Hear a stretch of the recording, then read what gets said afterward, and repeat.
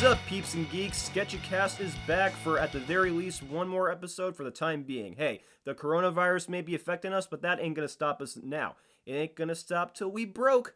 But with that said and done, I have a very, very special guest here. He's not a college student. He's not a high school student. He's not young enough to be any of that stuff anymore. But with that said and done, I would like to introduce a relatively well-known guest. You may be subscribed to his YouTube channel. You may or may not, but you may see him a lot on Facebook or Twitter or whatever. The Looney Tunes Critic, Trevor Thompson. Say hi, Trevor. Hi, Trevor. Good answer. Yeah. Say goodnight, Gracie. Anyway, but with that said and done, I guess but before we start this interview, I think I may be one of your more faithful subscribers since like 2017. Am I right? For sure. You're definitely one of the teeming masses of my patrons, which total 3. Yeah. Well, the thing that I remember about you is that you were the first person whose comments I could actually respond to. Oh yeah, I remember that. That's what I remember specifically on my end, was that it wasn't just like, weird, people on the spectrum, or who are just living at home for whatever reason, whether it's the economy, and are just saying things like, Porky Pig is my favorite. I grew up watching him. It's like, that's great. I don't have anything to say to that. But then Eli comes in here with his actual knowledge of shit, and then and then I remember one day, like several months later, it was like, oh, that one kid that has decent comments, he actually has a channel. And then I saw your I think it was the UPA video that you did. It was the history on abstract animation from the 30s to the 50s, and how it changed based on how the world was adapting, and like how artists basically decide to change their style to whether it was to compete with Disney like a UPA did, or to take the influence from UPA like what Zagreb Film did. And that was the original title of the video, actually. It was? Yeah, that all long thing you just said, that was originally the title you had. Oh, gosh, I don't remember. It's been... I know, it's because I'm joking. That's it. He does that, folks. But anyway, Did you ever see the third Aladdin? Oh yeah, it's a joke. I do that. I find it funny that they got Robin Williams to redub the genie's voice when they already had Dan Castellaneta in. Oh really? I thought they started production knowing he was there in place. No, I'm pretty sure they had done Dan Castellaneta's voice first, but then Joe Roth, who I think replaced Jeffrey Katzenberg as the Disney chairman at the time, made a public apology to Robin, and it could be because there's the whole controversy of the genie character from Aladdin taking up a lot of the marketing in the advertising, and then Jeffrey Katzenberg that he basically didn't really fall under Robin's wishes, and so he was heartbroken, and then Joe Roth came in and said, "Hey, I'm sorry." That's a nice way of saying that he fist fucked Robin Williams without using his fist and without actually fucking him. But did. I mean, Robin said, look, I'll work for scale because I believe in this. The one thing is, though, I'll do this if you do not use me. And the other really, shitty thing that he did was on a technical level. The deal actually said, he can only appear in a third of the advertising. And if you look at the original posters, Genie is technically in a third of the poster because you see the top of his head, but he's got his arms around everything and everyone below him, and that accounts for the other 2/3 of the poster, but they're still in his presence, and he's the center character in the poster. Yeah, and he's on the top, so it's I don't know why I'm getting so mad about this. That happened years ago. Spoilers, Robin Williams is dead. That's who you should be getting mad for, and it's he's long gone. He's got bigger problems to deal with. And I just remember the famous story of when Jeffrey Katzenberg, it was actually during the making of Aladdin, no less, that he wanted Aladdin to be remodeled, and he wanted it to change from like their original design of Michael J. Fox to Tom Cruise, and then like Glenn Keane, who was Aladdin's supervising animator, said like, no, I can't do that. Like I'm already way far ahead. And Jeffrey just smiled and said, "Hey, that's why I pay you the big bucks." And then he walked out and out into the hallway, and then reached under his tie and pulled out his little golden Coke spoon and laughed to himself. Basically, Katzenberg was a regular Leon Schlesinger. As Robin Williams called him, Jeffrey Katzenbug. Yeah. But anyway, so with that said and done, we have 10 questions to get to, so let's get this thing on the way. So are these questions about the number 10? One of these numbers is not like the other, kids. Every number is not like the other. Anyway, so I guess my first question to you is, what exactly inspired you to become the Looney Tunes Critic? Because I don't remember if this was like on a live stream you did a while ago, but back in like 2016 when you started the videos, you thought about either, becoming like the self-appointed Looney Tunes critic / historian or whatever, either that or a Monty Python connoisseur or something. So what inspired you to become the Looney Tunes critic? I remember saying that, but I think it was more of a, kind of a half a joke, because it wasn't like I was sitting there and going, oh, what is it to be, Python or Looney Tunes? The other thing is that while I do fancy myself a funny guy, the fact is that if I think part of the reason that there isn't a Monty Python critic, aside from the fact that they're not relevant anymore, is the fact that you would have to be funny in your videos. Like every one of your videos would have to be funny. Not competing for Python, but the fact is it's a comedy based audience. It's a comedy franchise, a comedy troupe. So you would want to have some, and I just wouldn't be able to, deal with. I'd have to be funnier than Red Letter Media, which is not possible. And I'm being sincere when I say that. So what actually happened was that I'm very lazy. It's like me. But I'm fundamentally lazy. And what that means is it's kind of what I got from, my ex-partner, Janine. Because Janine is very smart, but she's also very lazy, which means that if she doesn't want to do something, she can be her own worst enemy and yours, because she can imagine an ironclad excuse that you'll more than likely buy. Because it's airtight, but it's not that she, is so smart that she thought up this thing. It's literally that she is just smart enough that she doesn't want to do it and can come up with a good enough reason.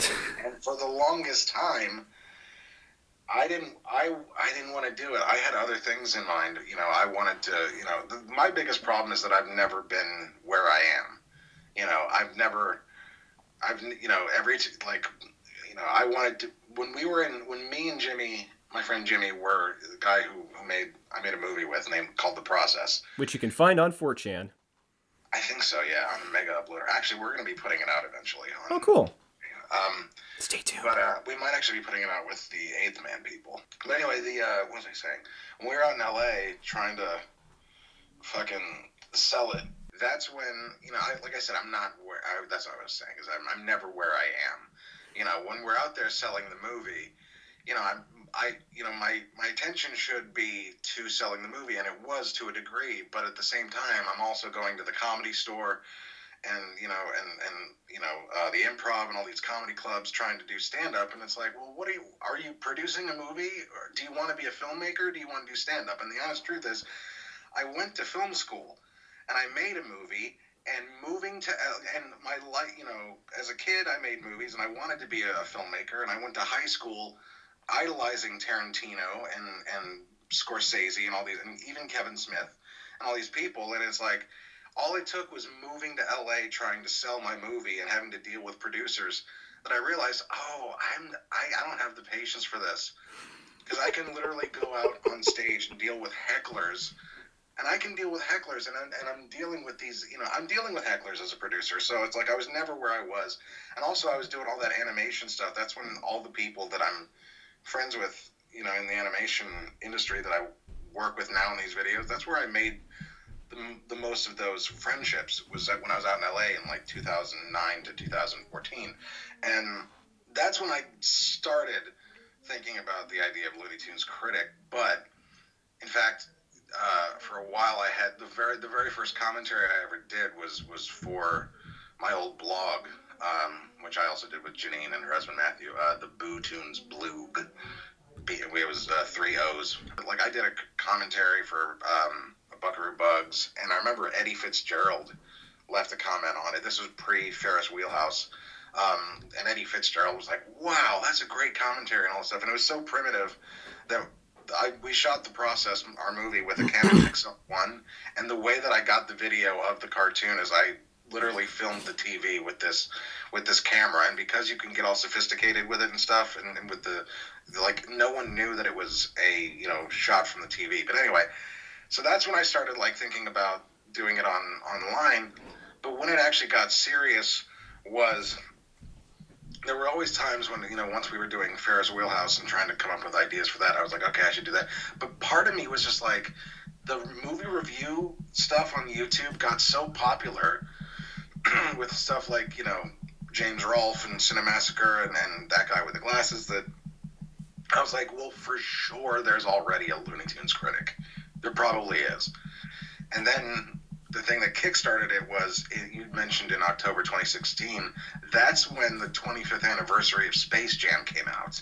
Actually, I think just the 20th. I'm sorry, you're right, yes. It was the 20th anniversary, and the thing that was upsetting me, being old, was that millennials had at that point kind of invented this thing of XXX, whatever it is, ruined my childhood. Oh, yeah, that old trope. I think, honestly, and I've heard this so many times, when something, ruined my childhood and blah, blah, but, I've come to realize no childhood is ever necessarily ruined, it's only hurt. Right, well, I don't even know that I agree with that, but I would say that what made me go into making the first review, which was Space Jam Stinks, a point that I felt was so profound to make that it's a two-parter, was this, the reissuing of it, and I realized that these millennials were nostalgic for Space Jam, and me being 41, when it came out, I was in high school, and me and Sean both went to our local theater, diehard Looney Tunes fans. Right. And our local theater, we're kind of characters ourselves anyway. So they had all sorts of stories about us, but one of the stories that they had about us was when we came out of Space Jam, everyone in the fucking lobby heard what we were saying to each other. We were livid. Oof. I was so angry, so I just remember thinking, you millennial assholes, it's how can you get nostalgic for the original childhood ruining movie? I can only imagine. That is what kickstarted the Looney Tunes Critic. I was like, I made me finally do a thorough search of the internet looking for anything remotely resembling a Looney Tunes Critic. And then I said, that's it. I was reminded of Kevin Smith once again, who, when he did Clerks, the thing that kickstarted it was he'd always wanted to see a movie where people talk like his friends. And the eureka moment was, the only way you're going to see that movie, Kevin, is if you do it. The only way you're going to see the Looney Tunes Critic, Trevor, is if you become him. Plain and simple, yeah.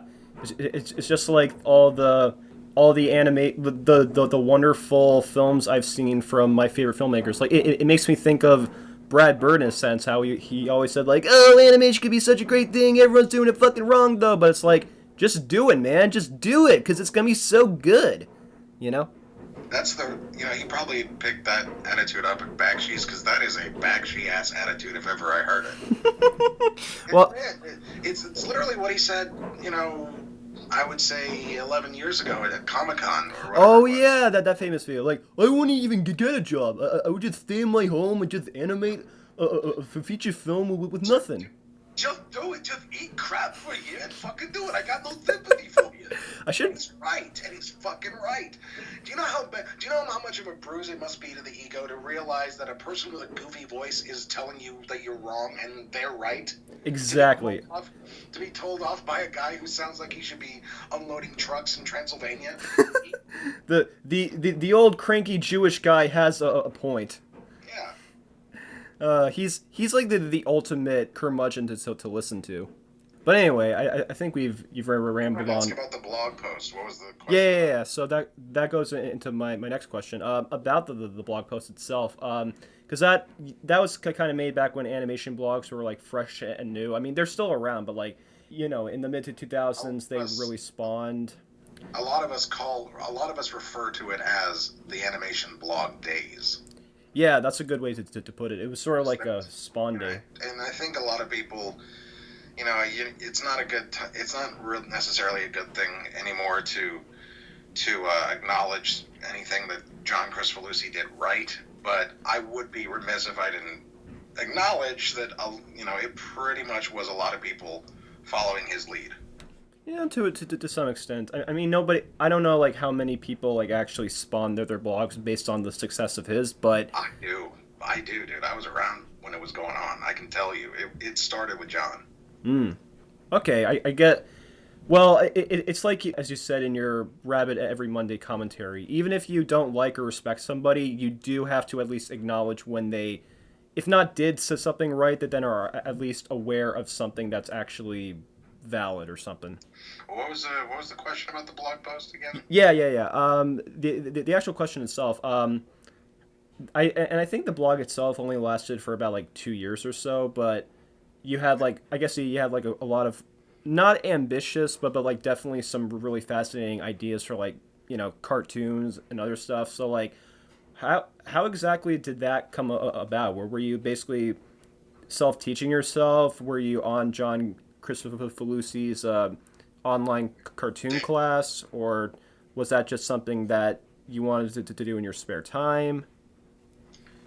Well, Bootoons was supposed to be... Well, Bootoons, you know, like... Bootoons, I guess, was the precursor to Ferris Wheelhouse in a way, because I think you can actually see on the... I don't recommend, by the way, anybody go to this blog. Hey, I've been there, and yeah, don't go there. It's not. It doesn't. You know, it's boring. It's not worth anybody's time. But go if you do, because plus, you know, half of the design idea was like putting pictures up with the same background so that you could have images in there and shit. It was before you could get sophisticated. But like 70% of those images are gone. So like everything is just like space holders that say the image name and it's gone and it just looks like shit. But if you go to the very bottom of it, there's of every page, I think there's a picture of me and Janine and Matthew smoking cigars and drinking scotch. And it was a picture that we took on the night that we formed Bootoons. And Bootoons, just for the record, is if you look at the logo on the blog, there's a cat, and that's because it was their cat, and I named her Boo. So with 3 O's. So so basically, the idea was that before. Okay, so this would be. Fuck, I'm old. This would be 2007. We had just finished the process in 2007. And then in 2008, me and Janine and Matthew can draw really well. And Janine has a vagina. Very subtle. Yeah, well, you know, it's true. I can attest to that. But I don't remember why. We just kind of, like, I was bringing over the cartoons a lot and you know, holding court and doing essentially what I do now on YouTube, but for an audience of 2 people. And actually if you're talking about the ambitious stuff that's on the blog, I'm assuming you're talking about the stuff with Manx and Iggy. Yeah. Oh yeah, those 2. Yeah.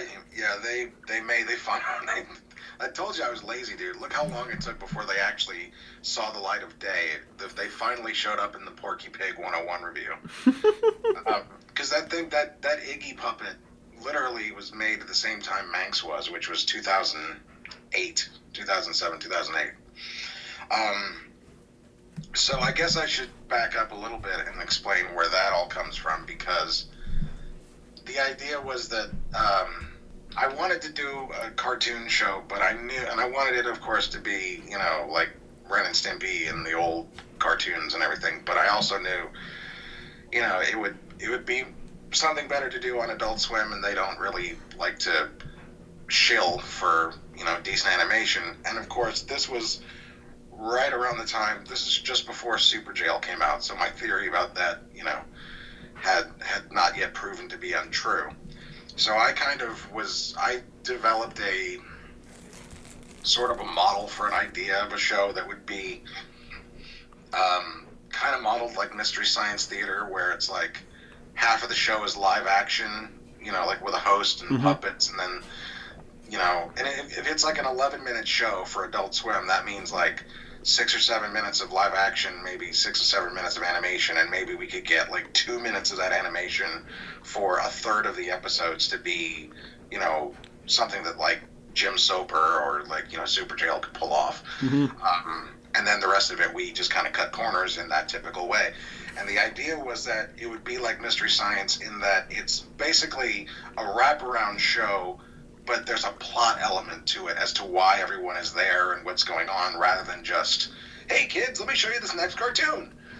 And so the premise became, it was called, when we were shooting it, it was called Rocket Ship Rangers in Technicolor. But now, and like shortly after I changed the name to, what do I call it? Space Time Cartoonium. Nice. And so the premise is Manx, Iggy, and Twinklebelly. Is that a cat? No, Twinklebelly is a fairy. Ah. In fact, Basically a more skanky version of the Tinkerbell. She's not skanky. She's more like Bugs Bunny. Ah. Like there's a I think there's actually, again, I don't encourage this, but if you should happen to notice it on the blog, I believe there are storyboards of the one cartoon where we introduced Twink, because Twinklebelly's the big thing that you notice right away, much like Porky Pig, is that, oh my goodness, she doesn't have any pants on. Now she doesn't, of course, she's a fairy, she doesn't have genitals, and this kind of this is one of those things that Janine is somewhat responsible for the creation of Twinklebelly in that regard, because Twinklebelly, I don't remember how it started, but we were trying to come up with a female character for Manx and Iggy to interact with, and we were talking about like all sorts of stereotypes that typically male characters had in cartoons, in the classic stuff that she could exhibit. And of course you go through the typical thing, horseshoe eyes, tuxedo gloves, hands, and everything. And Janine just perked up with that, face that I know so well, that devilish grin, and she goes, "No pants!" and right away I was like, oh shit, that's true. And she got like really faux feminist, and she was like, that's fucked up. No female character, all these male characters walking around with their dicks hanging out, but no fucking female cartoons can walk around bottomless. What's that about? And so then it became, how do we do it so that it's like Porky, where it's like we're getting super close to it being sexy, but it's still not, like nudity. And then, of course, somebody pointed out that Manx and Iggy are mice, so if we made her a fairy, you could make her super humanoid, but, she's, because I don't want to encourage the furries, Anyway, but with that said, I think we've gone on a little too long, so let's try to speed these next several questions up. Fortunately, I think you've answered a good enough stuff. So I've answered questions that you didn't even ask. Yeah, but basically, but I guess my next question to you is, and this kind of goes into the animation side of things. What would you say was the key, whether it's like an animated cartoon or a comic strip or a movie or hell, even a fucking poster? What would you say was like the key piece of art that not only got you into wanting to draw, but to also like do countless amounts of research on animation history? Because like ever since you were a kid, you basically read a lot of books on Looney Tunes and all that stuff. I mean, I don't want to cop out, but I really don't have a good answer because I don't know that there was. First of all, I don't remember a time when I didn't want to draw. Um, and and see, okay, here's the thing about me again. I, and Jimmy, the guy that I did the movie with, he's my biggest critic about this. Was where I get to a point where I start off where I wonder if I can do that, and then like 6 or 7 years later, I've mastered it, and then I'm bored of it. So get ready. If you love the Looney Tunes Critic videos, I'm getting tired of it. So, No.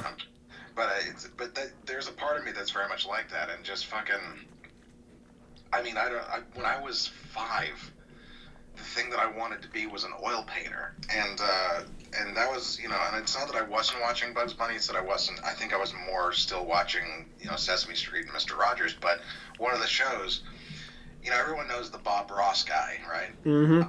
But the guy for me, same set, I think it was even the same public access channel that it came out from in Virginia, but it was a guy named William Alexander, this German, this balding German guy, and Patton Oswalt does a pretty funny impression of it a bit in his act, but something about the way he was always talking, he's like, always the dark is at the bottom, and the bottom of the painting is the dark, and it just, he was so compelling that I wanted to do what he was doing. And so, my parents were like, well, we're not going to just up and buy you, fucking canvases. And they said fuck it to me. No, but they were like, we're not going to just buy you all this, like oil paints are expensive, palettes are expensive, all that stuff is expensive. For you to lose interest, you need to really. So I had to practice on, like regular paper, and then they got that thick, thicker paper, and like I was using acrylic paints, and but after I'd done like 7 or 8 recreations of the stuff, like I got his book, and once I'd done like fairly decent, I would say, for a 6-year-old, recreations of these things, then they graduated me to oil, and I wasn't getting canvases, but I was getting the canvas material. They had like you could buy these big, like art paper is, it's like in these big notebooks, but it's just the sheets of canvas. And I had like something that you could pin it up on, so it was like I was, doing oil paintings, and I did that for a while. But then, again, eventually, it's like the opposite of Richard Williams. Then I saw cartoons, and I was like, this is amazing. Screw this art shit, screw this doing this properly stuff. I mean, the Looney Tunes, I learned to reading those books, really. I mean, it was a big leap for my dad and my mom to be like, to know that I wanted these big books, and that I probably would just, more than likely as a kid would just thumb through them and think of them as giant coffee table books and not actually read all the stuff. But I did. I read it all, Oh man, that's awesome. Yeah, the first book I got was That's All Folks by Steve Schneider, and Oh yeah. yeah, it was I think Christmas 1986. Yeah, I think that book is it still in print? I don't know if it's in print, but I know you can get it. Yeah, because it may or may not be in the at the library at my college, but it kind of makes me think of like the other books that I had growing up, because like you kind of made me think when I was like a kid, like I liked drawing, but of course they were really bad and all, but like I don't think I took like the art form of cartooning seriously until I started watching classic cartoons at a young age. Like when I was about 9, yeah, 9. That's when I started to like become a much bigger Looney Tunes fan. But I also watched Woody Woodpecker and Popeye and Tom and Jerry, like a lot more than I did when I was younger even. And one thing that I found very common, even when I was just 10, was researching up facts about the cartoons, like the people who made them, like how long it took to make them, like what went on behind the scenes. And what I really liked too is that, compared to like live action film and stuff, like animation isn't as researched quite the same. But so it is great when we do have like sites like, animation resources or cartoon research or any website or any book that does chronicle the history. It's almost like they're basically giant diamonds in the rough. Can I read you something from my upcoming review? Sure. Because it really does a better job than me just rambling incoherently, as your audience now knows I am wont to do. Verbatim, no less. Yeah, right. But so what you were talking about, this kind of is relevant because this doesn't get brought up enough, and you really do have to kind of at least have tried to draw at some point in your life to really appreciate this. But these two paragraphs in this upcoming review, I think, not to pat myself on the back needlessly, but that's really the only way I can do it. This is pretty good for explaining all that. So I'll read this to you. And by the way, I may change all this in the thing. There is still no general understanding of this, but believe me when I tell you, animation is different than live action. It's just different, okay? It's a different medium entirely. And to really get the most out of it, you cannot approach it like movies and TV shows. You can't just improv it. You can't figure your shots out later, and you goddamn sure cannot write scripts for it. And I know that they've been doing it for fucking decades now, okay? Screw all that empirical evidence. I don't care. Illustrated radio does not a cartoon make. The classic cartoons didn't have scripts, and Rick and Morty isn't a cartoon.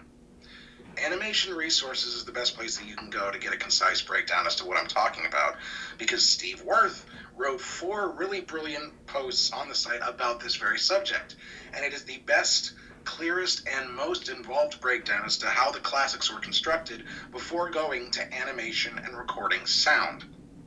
There's nothing in there, though, about how to write an episode of Bob's Burgers, because you don't have to know how to draw to do that show for the same reason that you don't need to know how to draw to write an episode of Modern Family.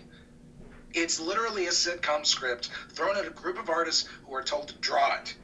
And that's what all these shows do. Bob's Burgers, Family Guy, even stupid My Little Pony.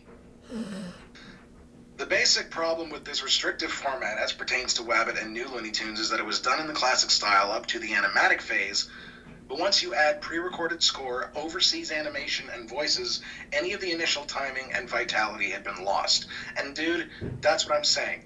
If this was film, you could fix all of that in post. You can't just wing it with animation. You gotta get it right the first time, and as the late Richard Williams said, there's no fucking excuse for getting it wrong. If it's wrong, erase it and do it again. There's literally no excuse for getting it wrong. Exactly. Plain and simple. And as someone who's making their own animations, it's like it's a whole other can of worms compared to live action. Now that's not. I have to applaud your ability, by the way, to take criticism. It's not something that your generation does very easily. No, unfortunately, and I'm not gonna name names, but I've known some people who are guilty of this. But that's kind of the thing too. Like I'm not trying to like pat myself on the back or anything, but believe me, I'm not perfect. I was doing it, so it's okay. But point is, one thing I find that's really common, like having done animation, it honestly has kind of ruined my thoughts on like the cartoon community. I can't look at them the same way anymore. I'm not saying like they're all bad or anything, but like having actually done my own animations and all that stuff, it honestly kind of irritates me whenever I see people like saying, oh, why didn't they do it this way? Or, oh, this animation was done on like 12 FPS instead of 24 FPS. It's like, look, deadlines are a thing. You gotta fucking approach them in the real world, and it's a pain in the ass, and of course, you can't always do it the right way, but that's just the reality of the situation. And for fuck's sake, when it comes to making actual, like, from storyboards to actual animation to sound recording to blah blah blah, there are similarities to it in live action film for sure, but there's a really good reason why it's called animated filmmaking, because it's a whole other different media that requires a lot more concentration. For fuck's sake, I have a group project I'm currently working on, and our number one rule is to just get it done and make sure it's all like we're all communicating together. Because that actually leads me into another question. Being friends or at the very least casual acquaintances with industry professionals like the aforementioned Greg Ford and Eric Bauza and all that stuff, but Pez Hoffman for sure, but also cartoonist Dave Alvarez. Having known all these aforementioned people, how has that helped boost your knowledge in both the process of animation and actually analyzing the medium? In every way, because it got to a point, like I said, reading those goddamn books so much, and not just once either, like multiple times. I have read Chuck Jones's book cover to cover probably 10,000 times. I mean, I can quote it better than preachers can quote the Bible. And so, reading them over and over and over again, it just becomes ingrained to a point where somewhere around, my mid-30s, the only place I was getting information was my friends in animation. Uh-huh. It got to that point, and I think I even said that in the Porky 101 review, where it gets to a point where now, the only way I'm getting information from anybody, and that's why you hear me say a lot of the times in the commentaries or stuff, when I'll say something and then someone goes, where did you get that? I go, I can't say, because animation is a very tight-knit little group, and, people, the truth does not always surface easily, and when it does, sometimes people can get blacklisted in the industry. And that's kind of the reason why a lot of people don't mind telling me things, because I have no place in the industry. Boom. Plain and simple as that.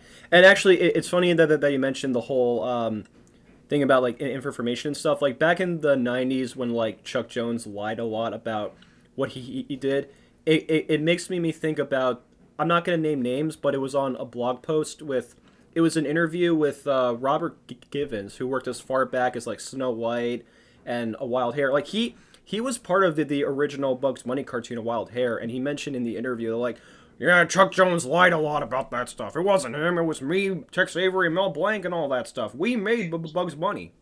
And he's right, too, because they didn't publicly acknowledge it, but Warner's eventually did acknowledge that Bob Givens does deserve credit, as on the basis that so many people have agreed that the birth of Bugs Bunny is A Wild Hare. Once you accept that, then if that is the birth of Bugs Bunny, then who is responsible for that? And there can be no disputing the guy who designed him, Bob Givens, should be given credit. Yeah, plain and simple. And if we're going to go even further back, like, he may not have made the best stuff ever, but Ben Hardaway is still in many ways an unsung hero for having made what was initially a ripoff of Daffy Duck, ended up spawning like the prototype of what would become Bugs Bunny, Happy Rabbit, which would then basically be remodeled into Woody Woodpecker. He literally said, I'm going to put he goes, I'm going to, about Daffy, who at the time was called that crazy darn fool duck. And he literally said to one of his animators, I'm going to put a rabbit suit on that crazy duck. Yeah, that's exactly what he did. And it also helps that he had a nickname, Bugs. Yeah. Yeah, and that's the other thing. It's like, he will forever be enshrined in the hearts of his countrymen, as Chuck Jones once said in his book. There's no getting around that. His name was Bugs, and his name is Bugs. Plain and simple. It's just like how, I can't think of any specific examples, but it's kind of like how once you sign that release, you no longer hold the rights to your characters. Like, people think, some people still don't realize that Ub Iwerks technically created Mickey Mouse. Oh yeah, for sure.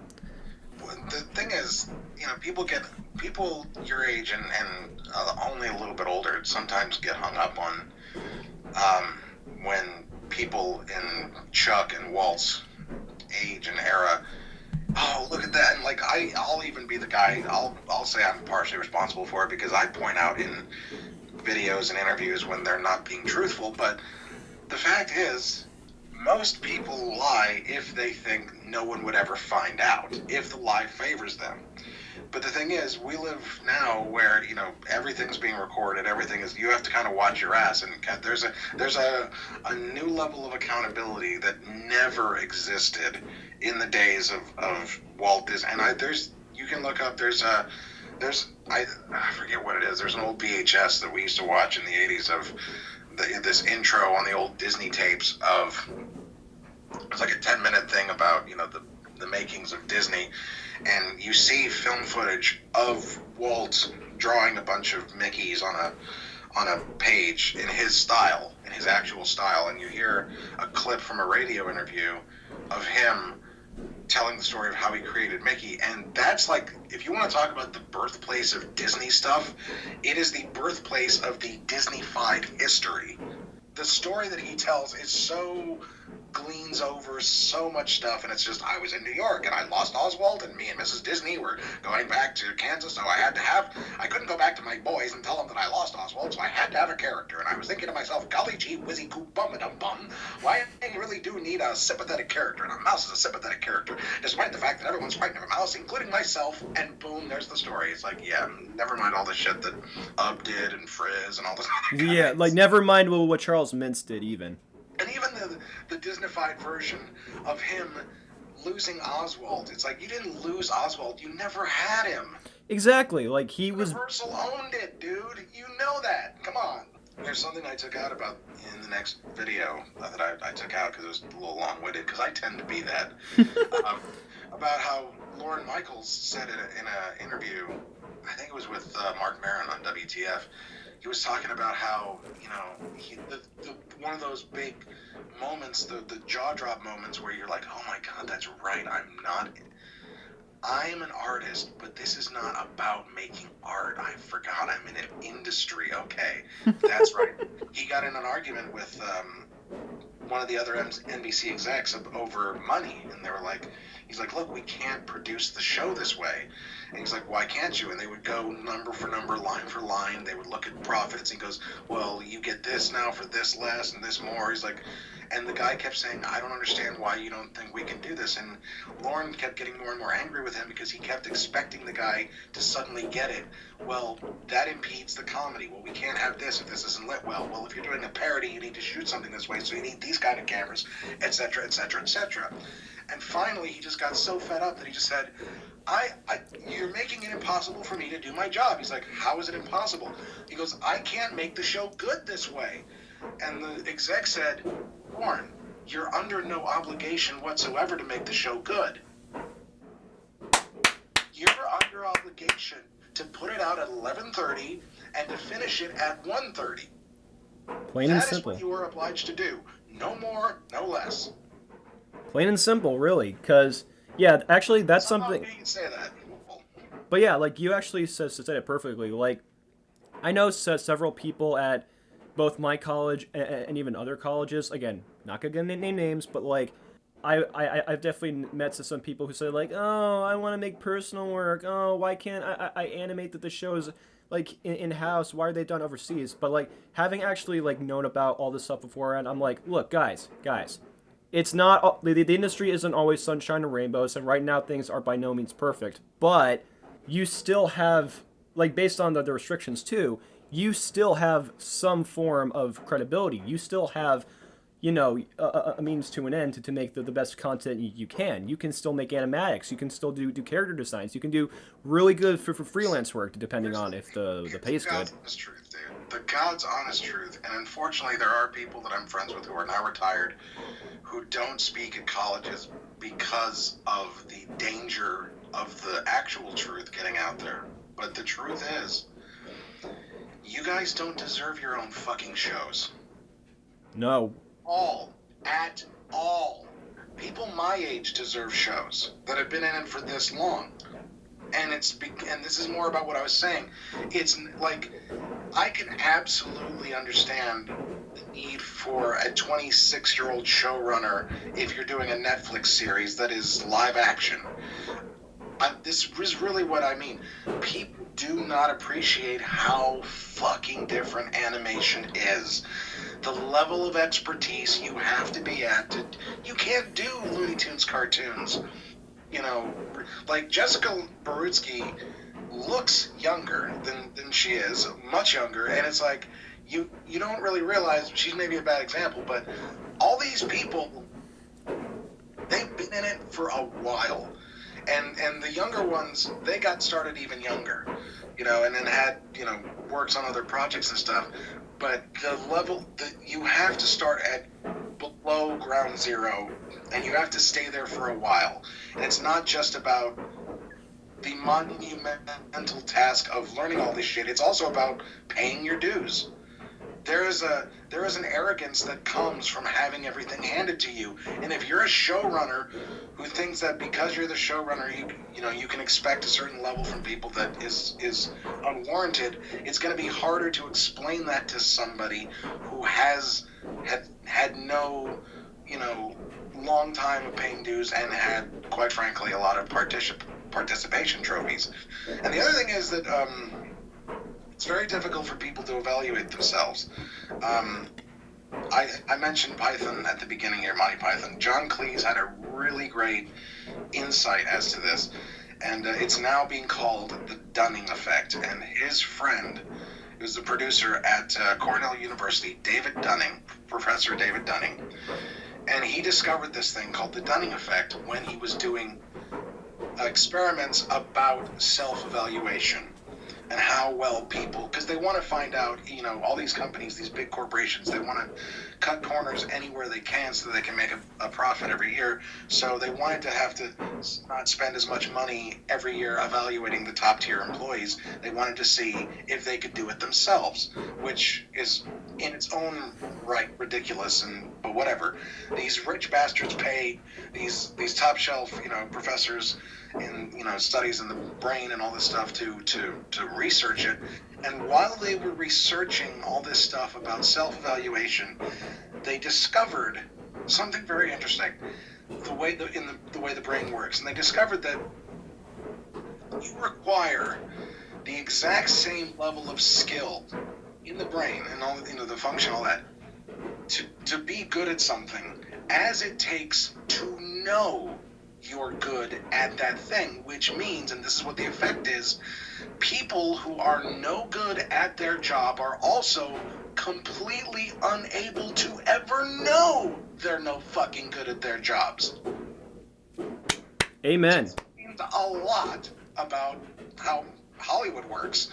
And so you have to have a long period of humility thrust upon you to really get good at seeing, oh, I'm shit. That's what good is. And that's when it really behooves you to do what I do and talk to these people and be friendly with them. Because once you're friendly with somebody, there's no reason to bullshit anymore. And they'll tell you the truth. Oh yeah. And the truth is, most of you don't deserve your own shows. No. And actually, to be completely honest, my biggest goal in my life is not to even make a show or anything, and not to get up on the pedestal of a legend. My goal, honestly, is to just make the best content I can, whether it's in freelance or in a studio. I follow some industry professionals kind of on Twitter. Your goal should be to do that for somebody else for the first 20 years. You should find as many other projects as you can. I mean, you don't have a choice as to whether or not what you're working on is going to be good or not. No. You don't have a choice in that at all. But you should have the attitude while you're working on it that it is good, because not only will that get you hired more often, but nobody wants an asshole. No, God no. That happens even, back in the day. There's people, maybe I should say their names, maybe I shouldn't, but there's reasons why certain people that you may have mentioned aren't necessarily working anymore, because they just, I can't deal with this shit, dude. This is ridiculous. This is the most counterproductive way to make something, Yeah. Yeah, actually, you made me think, and this is someone that I actually can I do apologize. What? I do apologize for making you think. But point is, it makes me go back to a famous Disney animator, Dave Proxima, who animated Mrs. Potts in Beauty and the Beast and The Sultan and Aladdin and all that. Right now, he's actually teaching at LCAD. I think that's what it's called. But Yeah, back he's a in good dude. I'm friends with him. Oh, cool. But like back, I know that back in the late '90s and early 2000s, he was considering actually like leaving Disney because of how bad the management was getting, and he even said like, if this doesn't change, I'm leaving within the next 3 years. And by 2001, literally by the time Atlantis: The Lost Empire finished and bombed, he basically left and did freelance, and now he's a really high quality professor. Yeah. I mean, that's the thing too, that it is working out nicely for a lot of these guys that were master animators at one time. You know, whether or not they say so in the brochure, CalArts really doesn't teach traditional animation anymore, and you need people like David and like Thompson to be, you know, to be there in a teaching sense, because the number of people that can do, like, it amazes the shit out of me when I see someone as young as Jim Soper animate, because it's like, by all accounts, he shouldn't be able to do that because there's very little information available out there, in the traditional sense anyway. Yeah, and the most like you will learn about traditional animation is like, online tutorials, or just listen to the knowledge of masters, or yeah, to just go to classes that from Want to people really who like teach. put it into perspective for somebody as to how hard it is to do the classic, like, Tex Avery, Bob Clampett stuff. Oh, it's so hard. This sentence right here is true, and it hurts to hear. Just because you can animate anime does not mean that you can do what they did. That shit is 15 to 20 times harder to do. And the reason why people think drawing, animated anime characters and all that other stuff is a higher level of sophistication is because it supposedly looks realistic. Exactly. But it's not. And first of all, if you go frame by frame and you know anything about animation, a lot of that stuff, and you get beyond the fucking quivering of every character, these long, slow, panning shots of characters quivering, when you actually see some of these movements, to get from one pose to the other, these movements don't actually animate, and it's a complete opposite of what someone like Rod Scribner does, because Rod Scribner's stuff didn't animate, but it still looked and felt real. It doesn't move genuinely. Anime doesn't move the way people move, and it's weird because they're all supposed to be these humanoid characters and human characters, but none of them move the way human beings move. But that's kind of the charm Bugs of and it. Daffy and all of them, they may not move the way people move, but they move the way actual physical things move in the real world. The thing about, these cartoons is that when you see these gigantic, ridiculous expressions and all this other stuff, that has to feel like what the expression is right away, because it's only going to be on screen for a few seconds, and it has to register with you emotionally. And how do you do that if there's nothing in real life? You can't draw a duck. You can't look up a picture of a duck whose, eyes are giant because, there's a dynamite stuck up his ass. You can't, look to something and go, that's what that would look like. You have to invent it, and it has to be real. It has to feel real, even though it doesn't look like anything else. Exactly. And it's these 3D forms on this two-dimensional shape. You ever watch those old? I mean, I know you do, but if you ever watch those old film strips of the animators for the press, even an example, what we were talking about Clampett, Bugs Bunny Superstar. There's Oh plenty yeah, of, yeah. and they, you see them in every one of these things. You see the animator just drawing what is essentially freehand, pen to paper, and they go. And that's one of the great things about doing it back in those days, is that it's in film, so all you have to really do is undercrank it and undercrank the camera so that they don't see the pre-constructed trace drawing underneath that you're going over. And that kind of, they still kind of do that a little bit in bonus features. They kind of gloss over, and I don't like the fact that there's a lot of people out there that want to draw that think it is as easy as putting pen to paper, and you go, the only person who could actually do that was Robert McKimson. Honestly, yeah.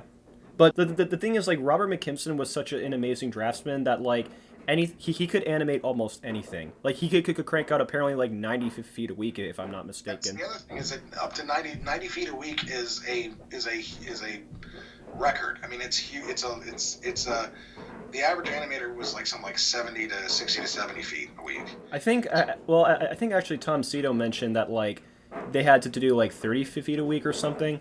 Oh, okay. Well, he would know better. But yeah, the point being, not only was he the best animator and the best artist who could literally pen to paper and go, but he did twice as much animation as everybody else. This is why he was promoted to director, because before he was promoted to director, he was also the guy, because he was so, astute at getting things done, he was also the checker. He checked other people's animation. So the reason why he became a director as late as he did is because I think it was like the third time they kept offering it to him, and he just said, no, I'd rather just animate. Right, and then like when he actually became a director, and but people say like, oh, he was a better animator than he was a director, but like if we're gonna go from like the animation side of things, he was probably like in more ways than one, much better at keeping everyone like on model and everyone like intact. Like, but beforehand, like his stuff was a lot more broad, and then like it became a little more, I guess, conservative. That's what I mean by the job of the checker is that he would make sure that your animation stayed on model. Yeah, and it kind of sucks that like Rod Scribner had to follow his methods. Like, okay, I get what you mean and all, but that's kind of the thing. Like when there's a huge difference between like when somebody works in one medium and then another. It actually kind of makes me think of to some degree Don Bluth, because Don started off as an assistant animator, and then he went into layout, and then he went to character animation, and then like became a director. And but like even when he was a director, like even on Secret of Nim, he was a directing animator. And whether or not you think he was a good filmmaker or not, you can't deny that he was always like 100% like always on point when it came to making sure every animator stayed on tact and on model, and that like even Secret of Nim, they made that movie with like not even half of the staff, like much less of the staff than an animated Disney film back then. But everybody who worked on that film, like you can still tell that it's a Don Bluth movie, because he made sure everyone worked within the same field, within the same like direction, and that everyone, like even if you had a certain style, that it still felt like it came from the same movie. But anyway, I think we can actually wrap this up with about two more, because I think you basically answered almost everything.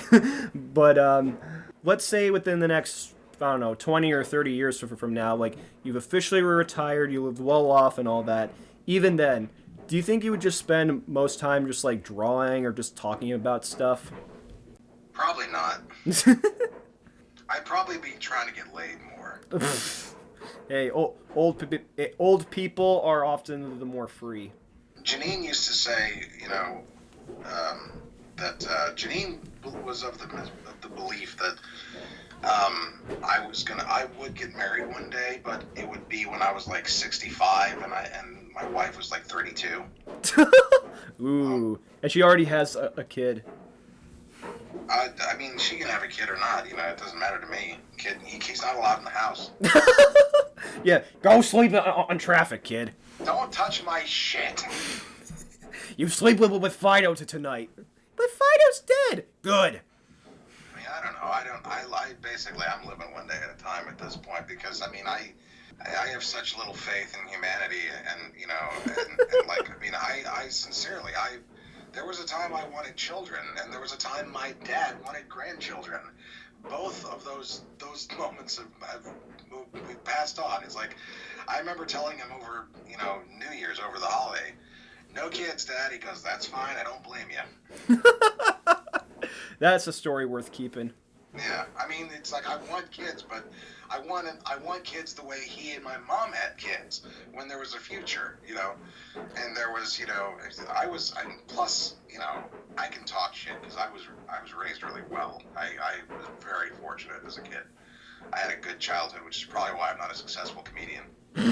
But half of, when people say I want kids, half of what they don't even realize is that what you're really saying is, I want to meet the right person to have kids with.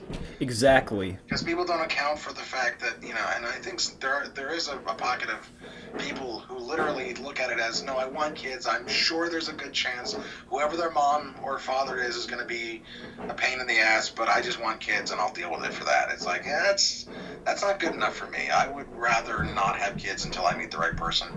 And I have met the right person, but she had a boyfriend. Well, maybe next time. But actually, it kind of makes me think of some, even some industry professionals. I know that like Tom Cito and Eric Larson and some others, like they never had kids, but in many ways they did. But their kids were basically their work. Like Yeah, I'm amazed that Richard Williams had like 5 kids. yeah, he never saw them. Well, he did to see them because they ended up working for him. Yeah, that's how it happened. It was literally that episode of fucking Saved by the Bell where, Zach has to talk to his dad by calling him on the cell phone back when cell phones were a novelty still. Oh yeah, 80s cell phones. Those were the days. Anyway, I think we can actually wrap this up. So, whether it be personal or professional, what would you say have been both the toughest and proudest moments in your life, and how did they impact you? Okay, toughest would be when my mom died. Oh yeah. My mom died of cancer in 98, February of 98, which would be, I think it's like 22 years ago. Damn, yeah, like a year before I was born. Yeah. Which actually led to,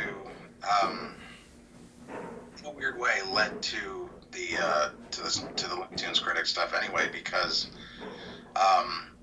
my mother was friends with, my mother and my father too, because by this time we were in Sarasota, Florida, and my mom and my dad were the whole family, I guess, was members of this little tennis, club called the Bath and Racket. It's still there. And my mom played tennis. She was on a little team. And among the ladies she played tennis with was Marion Peters, Mike Peters' wife. Oh yeah, the creator of Mother Goose and Grimm. Right. And and Mike was friends with Chuck. So we had my mother's, I don't want to say funeral because, she was cremated. So I guess it's a wake. So we had my mother's wake at the Peters house, at their house, because, first of all, the Peters have a great house, and they're not in Florida anymore, but, they were living on this little street, and it emptied out onto a beach. So we had the wake there, and we all spoke and cried and everything. But it was my mom. My mom planned her own fucking wake. That's how much of a party planner she was. Like my mom. Yeah, and I remember Marion Peters coming over when my mother was in her final months and everything. She would come over and she would sit with my mom, and they would literally plan the whole thing. So yeah, we had it there, and then I want to say maybe 3 to 6 weeks later, it's still, the wounds are still fresh, Mm-hmm. Me and Sean are driving. Well, I'm driving. Sean's with me. We're driving around in Siesta Key. He's staying with me and everything and hanging out because we were inseparable at that time. And also, he was living, it sounds weird to say this, but he was living with my girlfriend at the time. But he was, she was still living at home. I think she was still in high school at the time. We all just hung out so much that Sean needed a place to live. And Chelsea's mother was a very motherly type, and she loved my mom and all that other stuff. So she was like, oh, come on in, Sean. Anyway, so we were completely inseparable. And one day we're driving around, and we were about to approach the Peters house. And Sean, of course, like my girlfriend, was there for the wake, and he knew Mike and Marion just as, almost as well as I did. He knew them through me, but, he was, good friends with them at this point. Plus, Molly, their oldest, Molly Peters, was a senior at our high school when we were freshmen. So we all knew each other. And we're about to pass, the house, and so Sean just goes, "Hey, let's go say hi to Mike and Marion." So again, this is like 5-6 weeks after my mom's wake, and they had just gotten back from Aspen. This would be 1998, and they just gotten back from Aspen, Colorado, and the comedy festival out there. And I don't know if you know about this, but once again, Monty Python, was not far behind in most of my life and my conversation. They had one of their first reunions. They had this whole show at the comedy festival, and so Mike and Marion were there for that, and they were telling us about that, and then they were telling us that they met the guys from South Park, Trey and Matt. Oh, cool. Yeah, and so that's what.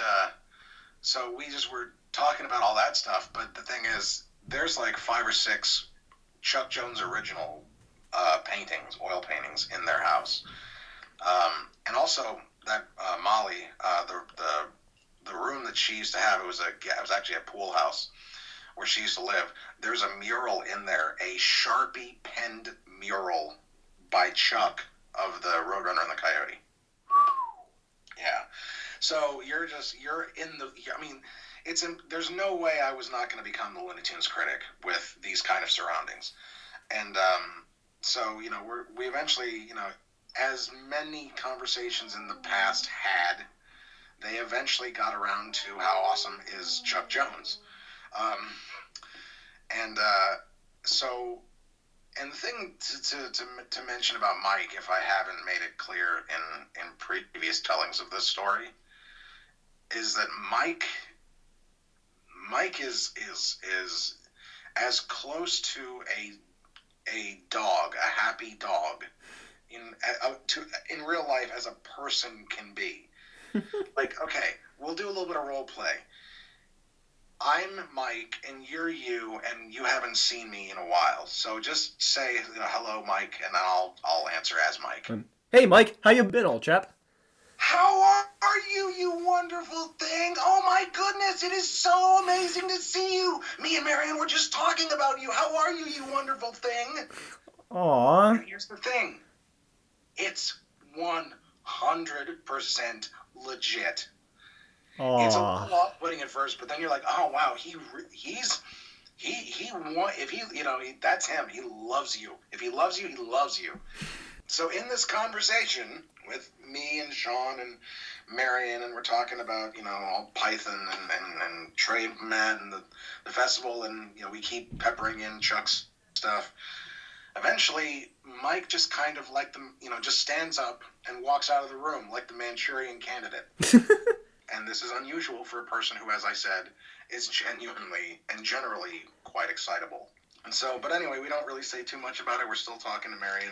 We're talking to her, and after about 5 minutes, we hear from the other side of the house, "Hey guys, get in here right now!"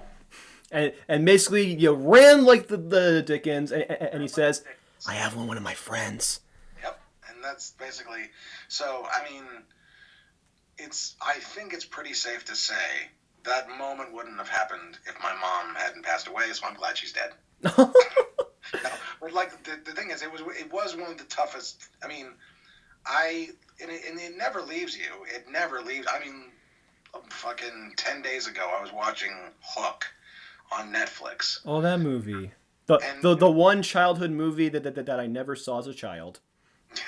Well, we did, and we saw it in the theater with mom, and also we had it on video. So when we would watch it, that scene where Thud says all that stuff about "mine's my mother," I mean, she was right there with us. She would say, "Mom's important, mom's important." And I was watching it Netflix, and I didn't get through that scene. Just the worst. And I don't mean I got, a little teary-eyed. I mean,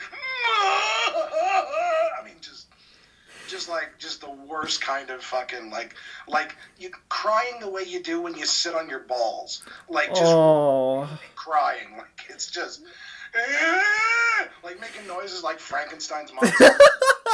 It's just the worst. You were basically Roger Rabbit for a second.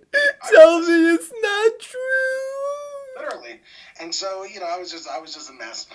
So it's one of the hardest things that I ever had to deal with. But like literally 5 weeks later, one of the most monumental things that has ever happened to me because of it. Damn.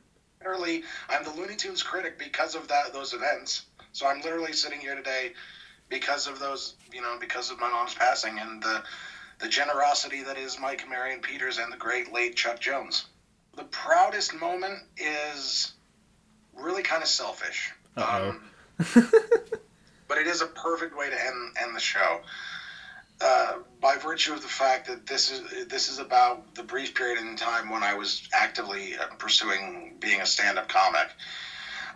And this was my closer for a while, this joke, the story of this, because the reason I'm so proud of it is that my dad's English, and he's responsible for a lot of my sense of humor, but he's also a pretty harsh critic, and he's a bit of a Puritan when it comes to language. And yet, meanwhile, we're always, trading jokes and stuff when we're on the phone or whatever, like we haven't talked in, a couple weeks or whatever. Very often there's a joke and stuff like that. And so, of course, at that time, I'm telling him jokes that I'm writing. And I remember I told him a joke I don't think was mine. I think I was just telling him a regular, joke that I'd heard. And it had the word cunt in it. And I'm sorry to say that I don't remember the joke, because I feel like if I had the joke, you would be like, yeah, that's funny. I'm sorry. I know the words in there, but that's a funny joke. And my dad just like a Puritan refused. And he said, I'm sorry, Trevor, but I don't think I will ever laugh at a joke with that word in it. And I said, Dad, mark my words. One day I'm going to tell you a joke with that word in it, and you will laugh. And if this is a perfect world, in a perfect world, I will have written that joke. And the joke that I ended, that I used to close with when I did stand-up, is this joke. It's the joke with that word in it that he laughed at when I told him. Shoot. What do you call a cunt going to the beach? What? A C-word, C-word. That's a joke for the linguists. The cunnilinguists. Good night, everybody. And let me guess, he listened to it and it brought the whole house down. But he laughed at it over the phone, which made me do it live. I was like, look, if that was the one that made him laugh, despite not wanting to laugh at that word, specifically that word, then it has to go on stage. Oh, you gotta tell it on stage. That's beautiful, though. I think that's a great joke to end off on. And with that said and done, we can officially wrap this up. So before we end this, Trevor, any updates on this year with the Looney Tunes Critic content? I mean, you're asking a very specific question. Are there updates? Yes, of course there are. I guess more so as in videos or commentaries or the blog posts or anything. I may have to I think I may be getting rid of the blog, actually. LooneyCritic.com is not really being... It's not really the worthwhile investment that I thought it would be, because I recently got a notification that, it needs to be... The domain name needs to be repurchased. And all of a sudden I realized, oh shit, it's been a year? And then it made me look back and I was like, fuck. The numbers are okay, but they're okay if I'd only been up for a couple months, And also, I'm not a blogger anymore. I mean, that's pretty apparent. I mean, the whole reason I'm doing this stuff on YouTube is because I don't want to write articles, and also because I felt like there was a void in the YouTube. There's a great number of people who would be interested in knowing the history of the Looney Tunes, but don't want to read a whole blog. I mean, you can make the argument that it's anti-intellectual or whatever, but there's a million reasons why someone wouldn't want to sit, and there's a million reasons why someone would rather watch a video than sit and read, and they're not all bad, okay? Right. So I felt like, if I could bridge that animation blog world and put all that stuff on YouTube, it would be worthwhile. But I've already forgotten your question. Just any updates about where the channel? I I can talk about this. There is a 70 to 85% chance we're going to be joining a network. Oh. Joining a YouTube network, yeah. Okay. Yeah, you don't have to go into too much detail about that. I won't, especially since, you want to talk about something that I could talk about to no end.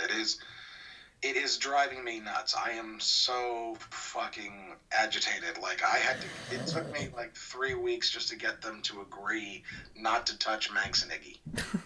Oof. I gotta tell you, when I hear about stuff like this, such and such left Chris Hardwick, or the Dykstra chick, or this person said that, and now this, it's like, those sound like, right now, from where I'm sitting, those sound like problems. They are problems, but they're problems I would love to have because they'd be problems that arose from me being successful, or as a direct result of me being successful. Yeah. And I'm really not yet. I mean, the thing is, I'm wasting your time at the moment. You're like, you shouldn't be able. If I get famous, you won't even be able to talk to me anymore. It shouldn't be this accessible to you, Eli. No, honestly, the only reason, that I'm being sarcastic for the record, but yeah. No, but you actually do bring up a good point.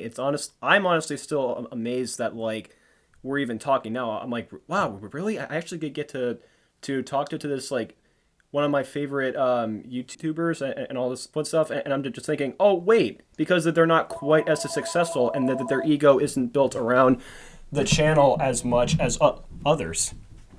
I mean, my ego isn't yet, but I mean, I couldn't tell you for sure. I mean, I've never been successful in the way that I want to be, so No. I couldn't tell you.